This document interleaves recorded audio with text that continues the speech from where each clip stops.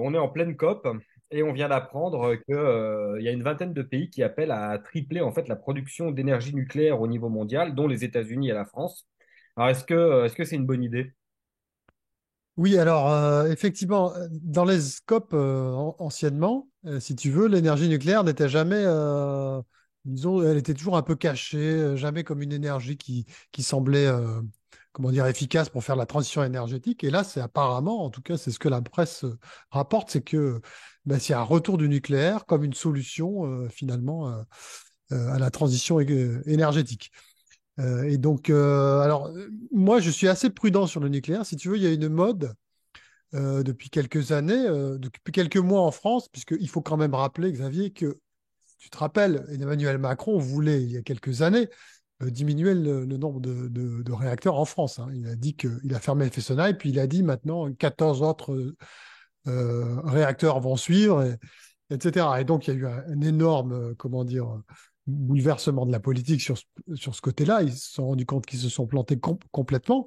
Mais ça concerne la France, une puissance nucléaire depuis des années, si tu veux. Et c'était écologiquement intelligent de maintenir le nucléaire, parce que si tu fermes une centrale, eh bien, tu vas en fabriquer d'autres à côté. Donc, écologiquement, c'est complètement débile. Des centrales qui peuvent encore fonctionner des dizaines d'années, tu les fermes. Ça n'a pas de sens. Surtout que bon, les problèmes de sécurité sont assez bien, comment dire, maîtrisés en France. Donc, au niveau français, ça a un sens. Maintenant, moi, je me méfie un peu au niveau mondial. Bon, c'est parce que qu'est-ce qu'il y a derrière? C'est ce qu'on critique depuis toujours. C'est que pourquoi c'est considéré comme une énergie valable et très intéressante? C'est uniquement parce que ça ne produit pas de CO2. C'est toujours l'argument que tu donne. Une centrale nucléaire ne produit pas de CO2. Et je trouve toujours gênant cette question parce que on remet en cause, nous, un peu l'obsession du CO2 qui nous fait faire n'importe quoi sur bien d'autres domaines, si tu veux, et on est là dans l'urgence et tout. Or, le nucléaire, il y a quand même des risques qui sont toujours là, puisque une centrale qui explose, ce sont des risques très, très importants. Peut-être pas en termes de fréquence, si tu veux, mais lorsque ça explose, en tout cas, lorsqu'il y a un problème, il peut être très, très sérieux. Il y a les problèmes des déchets nucléaires, évidemment. Et puis, c'est quand même une industrie qui demande des investissements très importants. Tu vois, et donc c'est beaucoup plus simple, par exemple, pour des pays d'Afrique qui veulent se développer, de brûler leur énergie fossile, tu vois. Et donc là, aujourd'hui, l'Afrique, elle est en sous-développement, en partie parce qu'on les empêche d'utiliser des énergies fossiles. Et il y a un problème éthique, en fait, à vouloir absolument qu'ils n'utilisent pas leur énergie fossile et qu'ils utilisent soit du nucléaire, soit du renouvelable, parce que ce sont des énergies, deux types d'énergie où il faut beaucoup plus de temps pour les mettre en œuvre et pour pouvoir les rendre efficaces à l'échelle d'un État ou d'un continent, si tu veux. Et donc, moi, j'aime pas l'argument pro-nucléaire parce que il tient uniquement au fait que ça fait pas de CO2. Or, il faut quand même rappeler un truc que personne ne dit jamais aussi sur cette question-là, c'est que les centrales nucléaires produisent des gaz à effet de serre en quantité assez importante. Pourquoi? Parce qu'elles produisent de la vapeur d'eau, hein. Les panaches de fumée que tu vois au-dessus d'une centrale nucléaire, c'est de la vapeur d'eau. Et alors, la vapeur d'eau, c'est quoi? C'est le premier de gaz à effet de serre, puisque c'est largement plus que le CO2, si tu veux. Alors, ça me fait toujours marrer que l'effet de serre est une obsession, si tu veux, pour absolument tout le monde, mais uniquement quand ça c'est produit par du CO2. Donc, c'est assez marrant. Alors, on va me dire évidemment que je comprends rien, que c'est pas le même genre de choses, et que la vapeur d'eau, il n'y a aucun problème. Mais tu vois, en 2023, là, au début de l'année, il y a eu l'explosion d'un volcan qui a fait énormément de vapeur d'eau, euh, qui a émis beaucoup de vapeur d'eau dans l'atmosphère. Eh bien, les spécialistes ont dit, pas mal d'ailleurs, reconnaissent que les records de température qu'on a eu certains mois dans le monde étaient liés en grande partie à l'explosion de ce volcan qui avait libéré des quantités considérables de vapeur d'eau.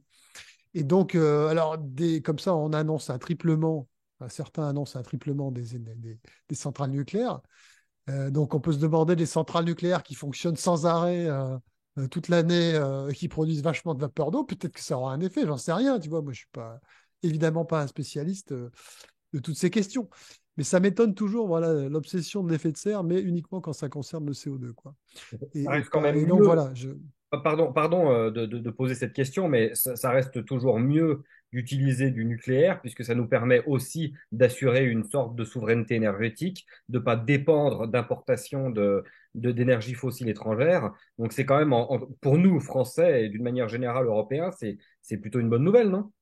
Alors, moi, pour la France, moi, je pense qu'on doit continuer là-dedans parce qu'on, si tu veux, il y a un capital de centrales nucléaires qui existe déjà sur notre territoire. On a fait un choix il y a 50 ans et il ne faut pas changer tout au tout. C'est une rationalité économique et puis environnementale en France et dans les pays nucléaires. Je dis simplement que je n'aime pas l'enthousiasme du nucléaire parce qu'il n'y a qu'un argument derrière, c'est parce que ça ne produit pas de CO2. Il y a beaucoup d'autres questions à se poser et j'aime pas cette passion pour le nucléaire pour cette simple raison. Je pense que c'est beaucoup plus compliqué que ça. Et quand tu parles de souveraineté, il faut quand même de l'uranium qui ne vient pas forcément de France, par exemple. Bon, chez nous, on l'importe, hein.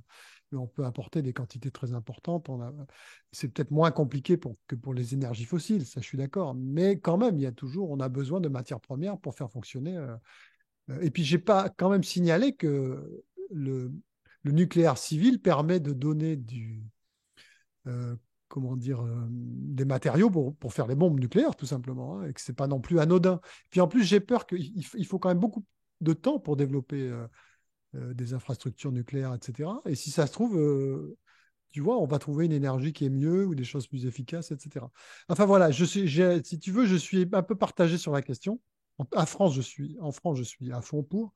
Sur le reste du monde, encore une fois, j'aime pas cette passion parce que je me méfie un peu voilà, de cette passion pour la décarbonation systématique. Je le critique assez, on le critique assez avec Action Écologie, pour pas le critiquer aussi quand ça vient pour le nucléaire, quoi. Je sais que ça paraît peut-être un peu subtil comme prise de position, mais c'est comme ça.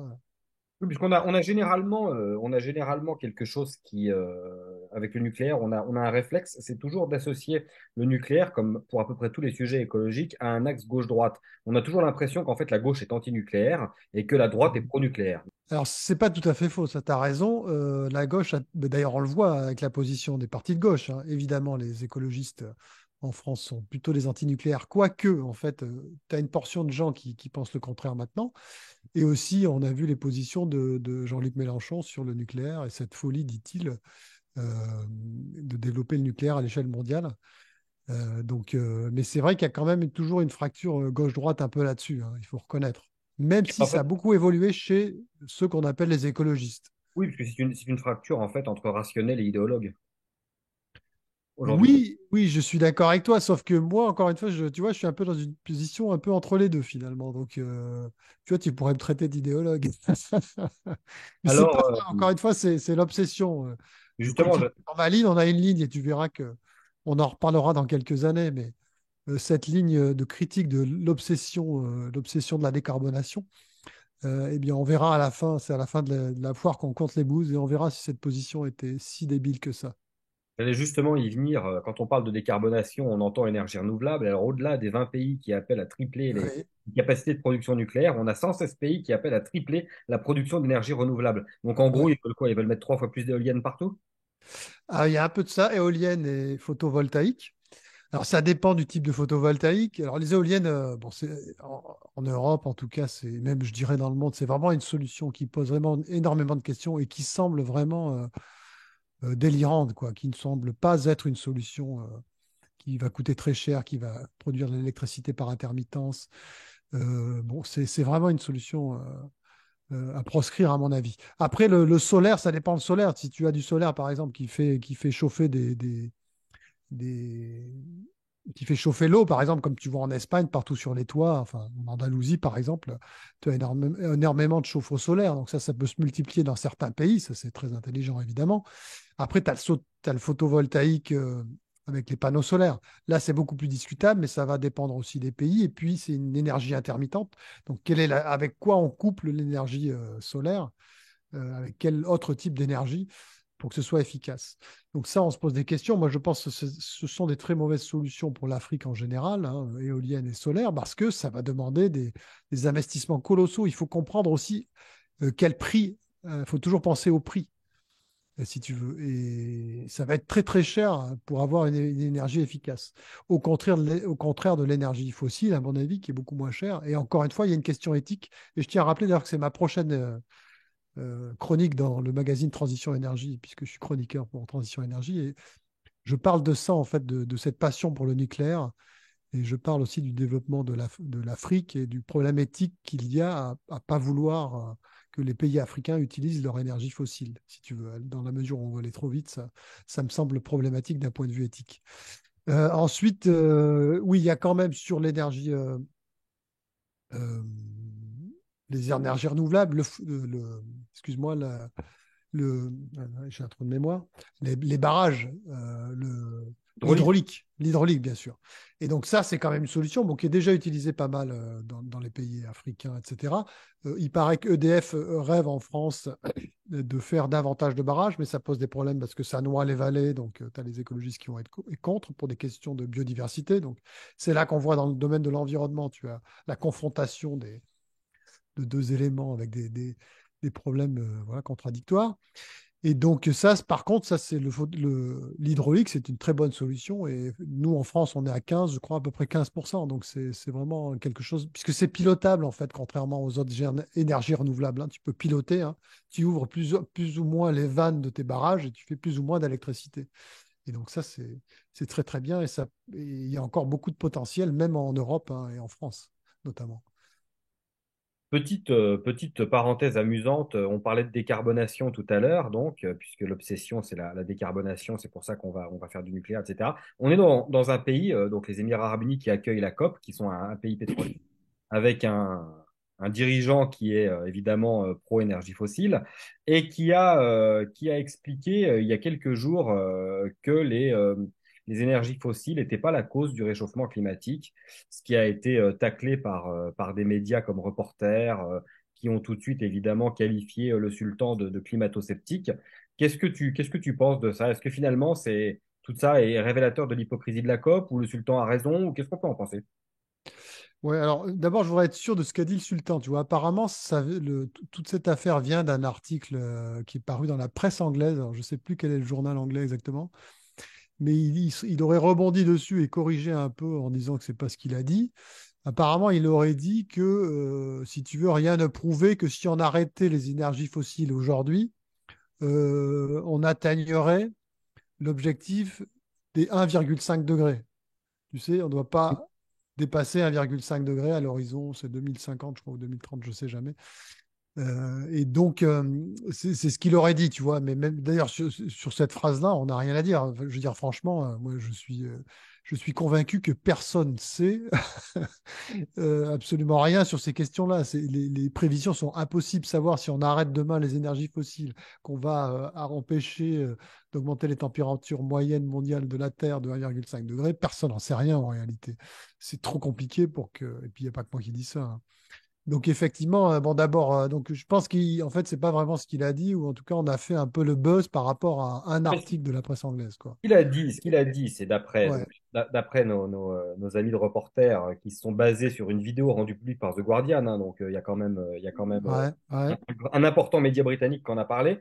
C'est qu'il a réagi à une remarque de l'ancienne présidente irlandaise, Mary Robinson, oui, au de la sortie des énergies fossiles. Et le sultan Al-Jaber aurait dit: Je respecte la science, mais il n'existe aucune base scientifique ni aucun scénario pour affirmer qu'il faut sortir des énergies fossiles pour stabiliser le réchauffement à voilà, c'est ça. 1,5 degré. Donc, en gros, Voilà. ça sous-entend que ce n'est pas les énergies fossiles qui sont la cause du réchauffement climatique, puisque Ah, si, si ouais. les Ah, limités n'empêchent pas le réchauffement, ça veut dire que ça n'a rien à voir. Non, mais je suis pas d'accord avec toi parce que c'est pas tout à fait ce qu'il dit. Il dit que je suis pas sûr, en gros, que si on arrête les énergies fossiles, on va être en dessous ou au-dessus de 1,5 degré, en fait. Mais là-dessus, personne ne peut le dire. Moi, je lui donne raison. C'est-à-dire qu'on profite de cette phrase pour dire qu'il est climato-sceptique. Mais si tu veux, après, il dit que sa passion, en fait, c'est de rester en dessous des 1,5%. Je ne sais plus comment il dit ça exactement. Mais donc, bon, je trouve on fait monter la sauce un peu là, parce qu'on cherche un ennemi comme d'habitude, parce que si tu veux, il y a un côté anticapitaliste. On critique beaucoup parce que c'est un État pétrolier, mais bon, tout le monde utilise du pétrole, donc c'est un peu fort de café, quoi. Je veux dire, si on n'utilisait pas de pétrole, on pourrait critiquer, mais on en utilise tellement que franchement, il n'y a pas à critiquer le fait que les Émirats arabes unis organisent cette COP ou que le sultan vend du pétrole. Ben oui, mais nous, on en achète tous les jours. Alors, on ne peut pas donner de leçons. D'ailleurs, il a dit, montrez-moi la feuille de route d'une sortie des énergies fossiles qui soit compatible avec le développement socio-économique sans renvoyer le monde à l'âge des cavernes. Oui, Ce qui oui. est en soi une phrase plutôt de bon sens. Ah, absolument, il a tout à fait raison. Mais en plus, si tu veux, les objectifs annoncés sont de se passer des énergies fossiles. Je crois que c'est d'ici 2050, il faudra voir en Europe là, exactement les objectifs. Ou en tout cas de ne pas se passer des énergies fossiles, mais d'atteindre la neutralité carbone. Mais c'est les objectifs qui ne seront jamais atteints. Et, enfin, ou alors, franchement, tu vas avoir une transformation radicale de nos vies, hein. Tu sais que Jean Covici dit que pour arriver aux objectifs, il faut une crise Covid chaque année. D'accord? Donc on n'en est pas là, hein, puisque la croissance a repris, etc. L'utilisation de l'énergie a repris. Donc, tu vois, selon le grand sachem de la transition qui est Jean Covici, on en est loin, hein. Donc, voilà, là-dessus, bon, je pense qu'il y a un peu un buzz médiatique. Voilà. Mais je ne suis pas sûr que. Oui, alors, ce qui est étonnant, c'est qu'un État, oui, pétrolier veuille se passer du pétrole, mais peut-être qu'il a. De toute façon, je pense qu'il sait que le monde en aura besoin encore pendant longtemps. Donc, Non, mais on peut conclure d'ailleurs en disant que c'est un peu idiot d'aller reprocher à un vendeur de pétrole de vouloir vendre du pétrole, donc on n'a qu'à pas organiser une COP chez un vendeur de pétrole, si c'est pour lui reprocher de parler du pétrole. oui, oui, absolument. Mais aussi, il y a des histoires de droits de l'homme, je crois aussi. Enfin, en diplomatie, tu sais, voilà, il n'y a pas de morale, c'est comme ça, hein. Totalement. On a vu qu'on avait pu organiser une Coupe du Monde de football au Qatar, Oui, oui, exactement. au mépris là aussi de tout, à la fois des droits de l'homme et des engagements climatiques. Donc, Oui, oui, absolument. Oui. De toute façon, les engagements climatiques, qu'on le fasse à Paris ou aux Émirats arabes unis, je veux dire, on va déplacer 100 000 personnes qui vont venir en jet privé, ça va être la même chose, de toute façon. en tout cas, pour, Donc, pour, pour en terminer avec cette histoire de COP et ton analyse, on peut quand même en retenir une chose, c'est que globalement, pour une fois, on n'a pas dit que des bêtises durant cette COP et que c'est même plutôt bon pour la France. ouais, oui, c'est vrai que bah, du coup, comme on a une industrie nucléaire, nous, c'est pas mal pour nous. Bon, on est très en avance parce qu'on a des objectifs grâce au nucléaire. On fait peu de CO2, hein, et non pas de gaz à effet de serre. Je rappelle ma vapeur d'eau, tout le monde va se foutre de moi, mais c'est pas grave, j'assume. Donc, oui, oui, c'est une COP assez originale qui montre un peu quelques changements.